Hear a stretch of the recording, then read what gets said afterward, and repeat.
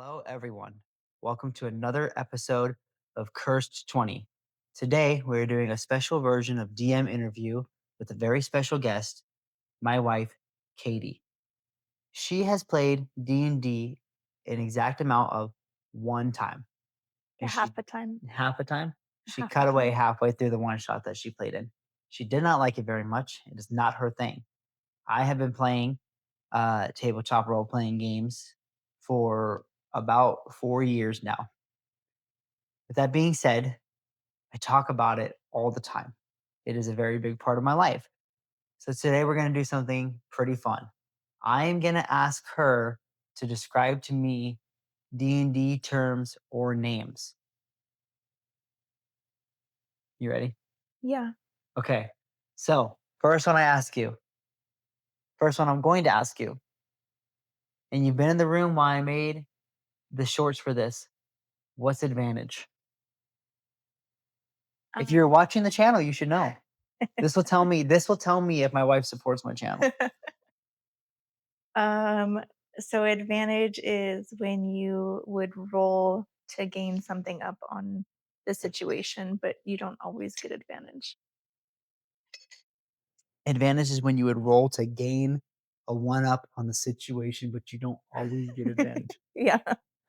So, such a good try. Such a good try. I'm debating on if I should tell you the actual answers or if we should just leave it. What do you think? Yeah. And I asked two questions. Yes to the give. The answers. Yeah. Okay. Advantage is when you roll two dice and you take the higher number.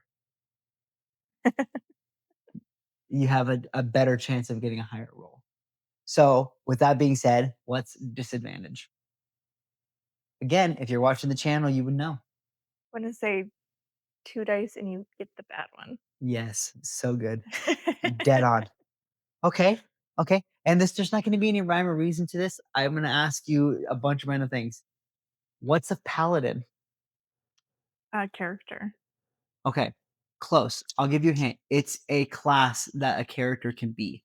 So it's a job. Think of a class as like a job or like a title or like a specification, right? So like you have Okay. your races, which is the the uh the type of creature you are, and then your class, which is like your job in the world, right? So what's a paladin? I'll Uh, give you a hint. It's a class.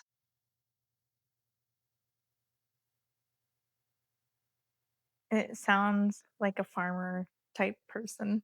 A farmer type person. Wow. That's a awesome guess. I love it. Uh, so if I'm giving you the answers, a paladin is a holy warrior for a church imbued with the strength of a god. They get something like these things called like divine smites, where if they hit, they can call upon like their god to add extra damage. They can do things like heal. They can do things like cast certain type of spells that aid, that like buff and debuff. So like they can buff their friends and debuff their enemies. So like a religious spellcaster. Kind of. That's a different class. It's specifically for fighting. So their spells are specific most of the time, and don't come at me in the comments. Most of the time, what they do is for combat. So they're like, think of it as like a Templar knight going to war in the Holy Land, strengthened by given power from his god. Okay. Okay. So farmer guy's pretty off. Um, all right, let's see. What is initiative? Oh, I hear you say this all the time. Yeah, again, it's on the channel. I've asked you three, so I have a whole series Yeah, describing D&D terms for people who don't play D&D. I've asked you three of them that I've made videos on. yeah. Yeah. How Uh, many of my videos do you watch, babe? well, I'm with you every time you record them. So how many of my videos do you watch? Yeah, okay. So what's initiative? um, it is like to gain understanding. like how much understanding that the person can gain from the situation. It's gonna be a no. Oh man, I was hoping you were gonna get one of them right. I thought that just maybe you hear I me did talk get about one it. right. What? I got disadvantage, If I told you what advantage was, it's very obvious to but I know the still got exact. Oh, okay, that's fair. You I know what? still got That's one. fair. Initiative is to find your turn in combat.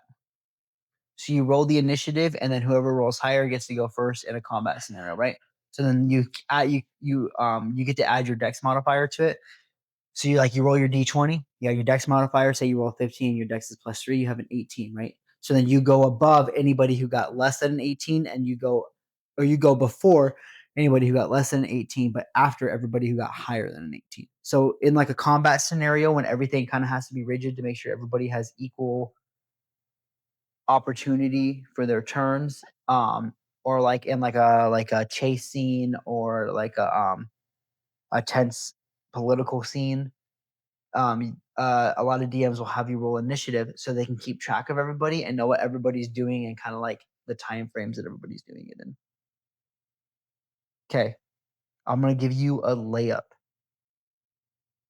What is a perception check?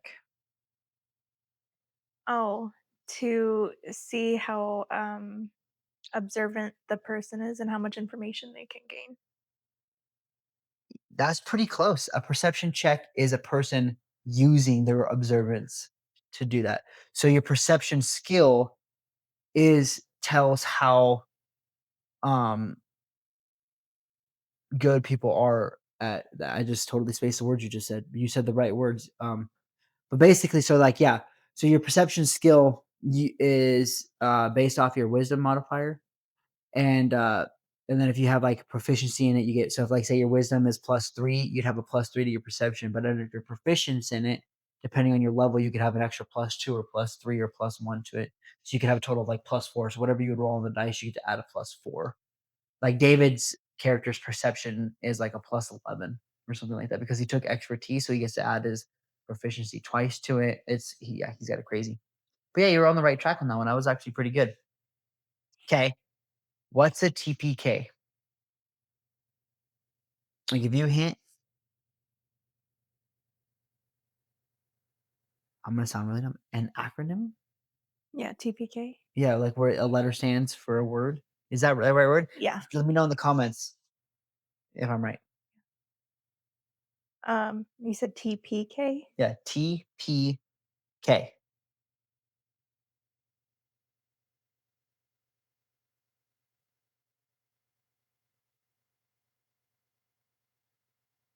Nothing that's appropriate that comes to mind. What's the inappropriate thing that comes to mind? Is it a sexual thing? Yeah. Wow. There's kids that watch this. There shouldn't be kids watching my channel. Most of my stuff is for adults. A TPK stands for total party kill. It's if I killed every character at the same time and they had to completely restart. It's like there's nobody left from the original party, and there's nobody to bring them back. Like I kill them all. Like right now, if all the guys right now were to fight a dragon, I'd probably TPK them. There's no way they could like defeat a full blown dragon. So not sexual at all. No. No. Unless you're into weird stuff. Um, okay. What hmm, what does a long rest do? It's like a equivalent like in a game when you like get a healing potion. Like they go to sleep and then they like heal a little bit. Like they regenerate some of their stuff. Yeah. I mean, you're on the right track. There's just a little bit more to it. It's like a long rest completely, unless there's like other circumstances like curses or something like that. But generally speaking, a long rest means you get all your health back. You get half your hit point dice back, and you get all the abilities and spells used through the day back after a long rest. And on the other side of that, a short rest would be you get some of your health points back, and you don't get any of your hit point dice back, but you get to roll those to see how much of your health you get back. You, depending on your type of abilities, you probably wouldn't get, you don't get any spells back. But if you're a fighter, you might get your like action surge back or something like that. Let's see. Let's ask a couple more. Just a couple more, okay? Um,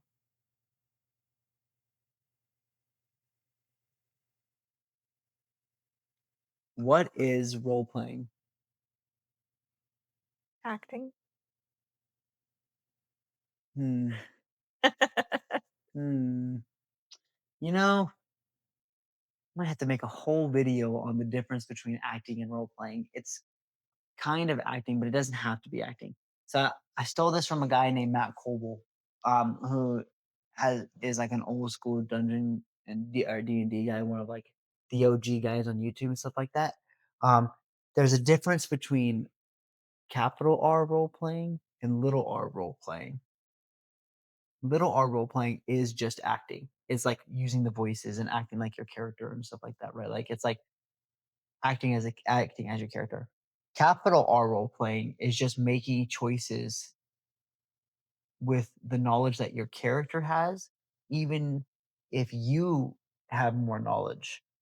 Making the choices with the knowledge that your character has that he would make, even if it's not the choice you would make. So if you have a character who's like me, am I the silent brooding type? Mm. No. But if I was playing a silent brooding Batman style character, acting like that in the game and making choices based off of that, even if I myself am not like that. That's role playing. So would technically me playing my Sims game be role playing? No. Because in my Sims, they get careers and aspirations. Like they get like character traits that are very opposite of me. And I had to be a criminal one time, and that was really challenging. And I had to make choices based on what they would do. Wow. Based off of what I just said, if I'm going to stand firm in the things that I've always said, I guess that is a little bit of role play. Look at you. See, making dots. Look at you. Now I have to make a video is Sims role playing. That's a whole deep dive I'm going to have to do now. You're welcome. Hey, video ideas, content ideas. Um, let's see. See if I can get you with one more good one and then we'll call it for the night. Oh, if you get this one super fast, we're gonna do another one. What does D&D stand for? Dungeons and Dragons. I actually didn't think because like I almost exclusively say D&D. I almost never say the full name. No, I know. Yeah. Okay. Okay. Uh. Okay. What is a TTRPG?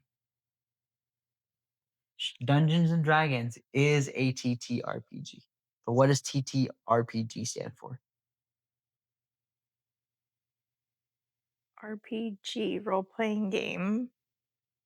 TT total. Yeah. You were so close. So the TT stands for tabletop. Oh, So you sit down, you play it at a table with like you play it at a tabletop role playing game. So like Pathfinder, Daggerheart, Dungeons and Dragons, Call of Cthulhu, all of those type of things are tabletop role playing games. You did pretty good. well, thanks. That's really fun. I hope we do another one sometime. Yeah. Yeah. Probably not. It's like pulling teeth to get it on this one. Everybody, this has been another episode of Curse 20. Please like and subscribe. Comment on this video if you think that Sims is a role playing game and let us know. Thank you for watching. Have a good night.